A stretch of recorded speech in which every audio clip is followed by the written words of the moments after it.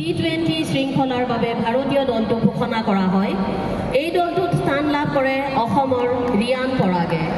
ইয়াৰ লগে লগে ৰিয়ান হৈ পৰিল সিনিয়ৰ ভাৰতীয় ক্ৰিকেট দলত স্থান লাভ কৰা অসমৰ প্ৰথমগৰাকী পুৰুষ cricketer.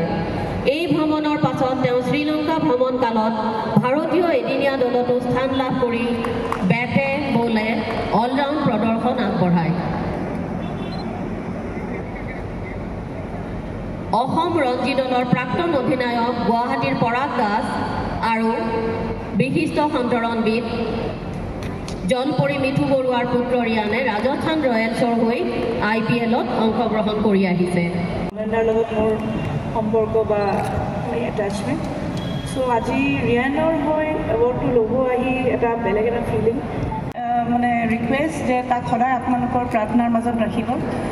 Wish him well always, and I hope he goes on to achieve much more in days to come. Thank you.